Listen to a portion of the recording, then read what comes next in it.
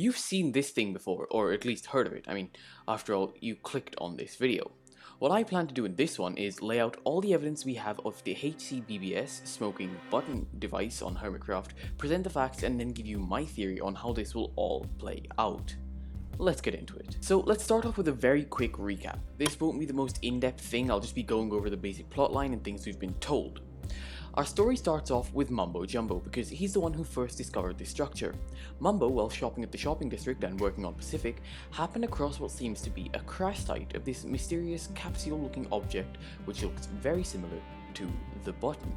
Upon further inspection, he found debris on the ground, Wart, which was renamed and asked him for his name and warned of a countdown. The wart was in weird text and overall led up to a chest near the tip of the capsule, which asked him for his name again. Upon inserting his name into the chest, Mumbo received a golden nugget renamed "You are invited to the changeover."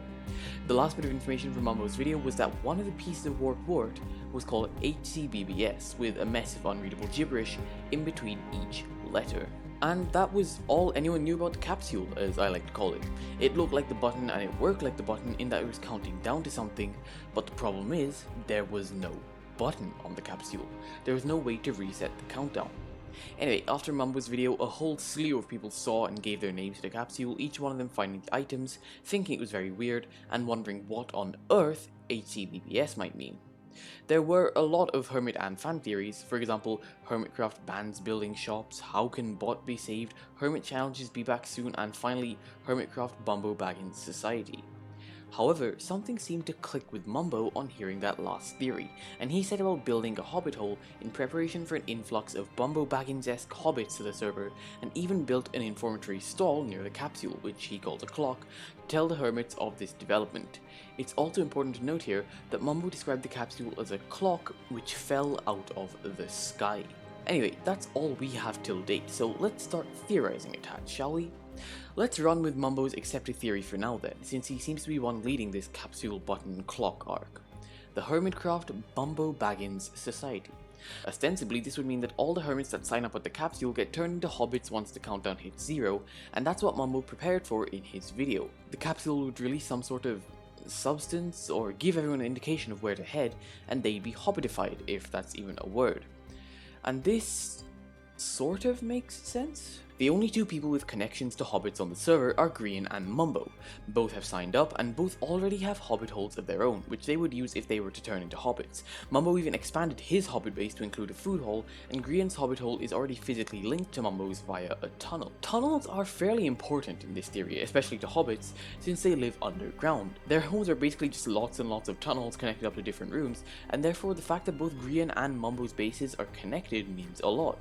They're both already integrated into the same hobbit society. They're already part of the same group because they're connected by tunnels. So if the Bumbo Baggins Society is the true meaning of HCBBS, then there'd have to be a link between all the hobbit holes that the newly created hobbits would make, and the tunnels would all have to meet somewhere. Which brings me to the main point of this theory. The clock, as Mumbo calls it, looks awfully like a drill, and it's present pretty much smack bang in the middle of the shopping district, right next to the barge. In other words, it's directly above the old headquarters of the Mycelium Resistance. These were later abandoned because it was too easy to find, but one crucial bit of infrastructure that people forget about was that Grian himself had started a set of tunnels under this base before it was compromised, in the hopes of spreading them across the server. If the Hobbit theory turns out to be true, it's more than likely that the countdown will end, the capsule will turn out to be a drill which drops into Grian's old tunnels and uses them as a nexus to connect all the other Hobbit holes to the center of the map, or the shopping district.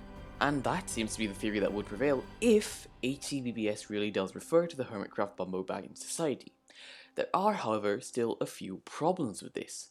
First, the Hobbit arc is now outdated. It's been played out and experienced fairly recently, and therefore it doesn't have the tinted nostalgia that the Civil War or Area 77 might have, but it also doesn't have the freshness or novelty that a new arc might bring.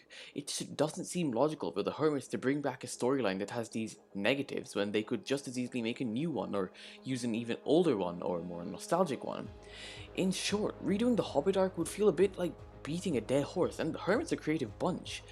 There's no way I really see them being put in the position to do that, since they've been making innovative and new content and exciting and fresh builds and stories and, well, content on what has essentially been the same server for, well, years. I don't see any reason for that ending now. Secondly, there is no way that a server-wide conversion to hobbits is something that can even remotely happen, given the scale of such an event. It would mean the Hermits would have to completely abandon their massive projects, their bases, their farms, almost everything in short, to try and be a hobbit and connect to the network with an underground tunnel base that's just not a feasible thing. HermitCraft is known for its mega bases, which take episodes on episodes to just plan out and gather the resources for, let alone build. There's no way that so many hermits throw away all that work for one plotline. So let's re-examine the facts, because there's one thing that stands out from the previous argument. It's a change over.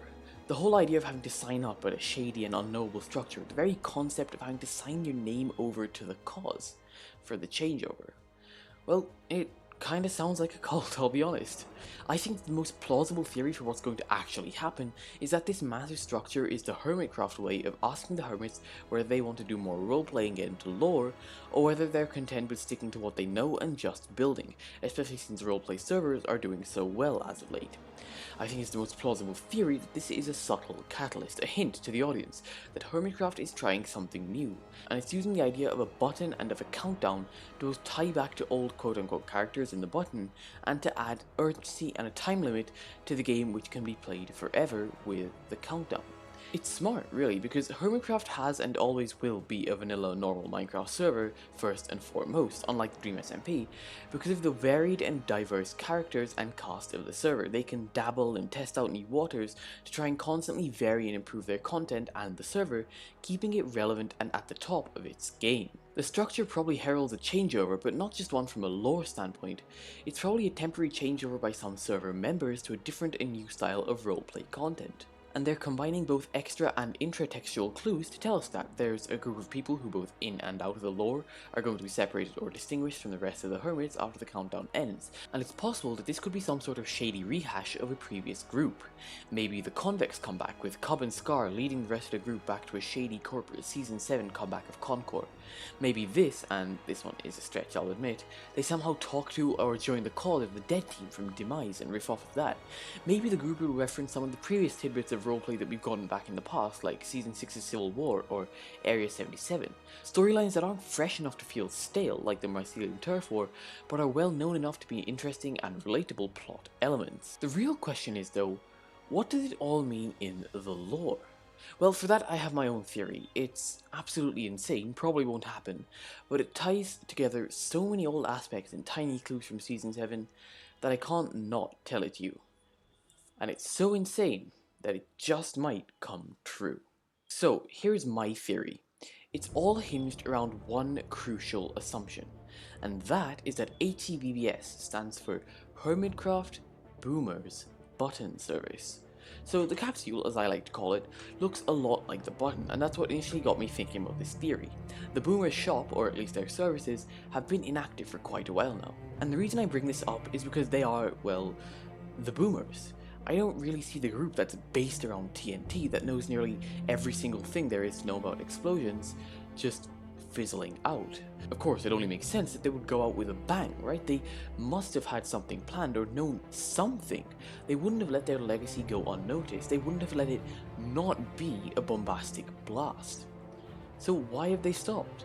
To me, this indicates that they knew and still know of something that's on its way that they can use to leave their mark and their impact on the server. Now, one of the most eventful explosions on the Hermitcraft server was that of the button. The button blew up and was quite literally rigged to do so with TNT, and even though the Boomers weren't a group at the time, it's basically a given that being so incredibly interested and passionate and devoted to TNT that they inspect the explosion. If we look at the capsule as it stands now, it looks a lot like the missing portion of the button. In fact, it's almost a direct copy except with some colours removed and a bit of patching up on the sides and redesigning. What I think happened here was that the Boomers met while inspecting the creator of the button, and their entire business model was ideated in the ruins of this incredibly influential build. Tango, Impulse, B-Dubs, amongst the three of them, they came up with a plan. Using Tango's nearly infinite supply of rockets, the trio flew up to the part of the button that had been blown out from the build and restored, repurposed, refurbished, and redirected it. The server still hadn't reset to 1.16, so they made sure that it was so far away, it was so high above the bedrock that it wasn't wiped by the reset, and by increasing its height and redirecting its landing trajectory to do that. To what end, exactly? Well, we'll get to that. First, we have to talk about how the capsule actually got back into the overworld, because, as you know, it was just hurtling towards the bedrock, destined to land in the nether. That is, it was stuck in the nether. Until Etho came along. Etho unleashed the power of a Yo Mama joke right next to Shady Ease, and the hole that this, well, cow created broke through the bedrock and created a way into the nether, as you can see from this clip. The hole that it created was one by one in the overworld, but what's easy to forget is the difference in distance between the overworld and the nether. Even at the massive pace it was hurtling towards the bedrock roof of the nether, the capsule likely wouldn't have done much. However, I think that it hit the portion of the roof that Etho's cow both broke and thereby weakened, breaking through it, and given that 8 blocks in the overworld are just 1 in the nether, the second even 1 block of the capsule entered the overworld, the pickup in momentum carried the rest of it through, not without drag, of course, which created its characteristic drill-like look that the capsule now has.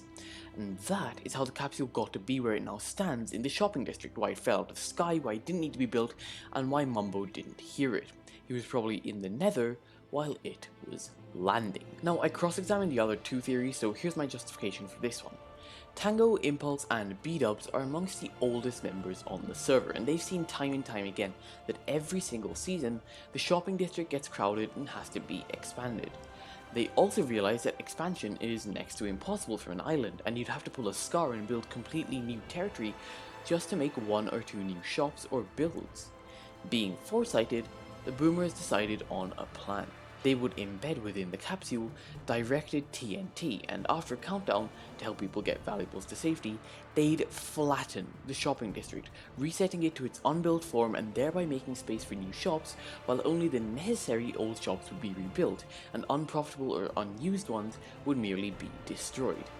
That was the boomers' plan. Now, you may be wondering the explanation for all the warped wart and whatnot, and my theory for that is that it was attached to the capsule on the inside and was meant to reveal safely, but got caught on the bedrock on the way into the overworld, leading to the messed up text and skewed out wart that you see on the floor now.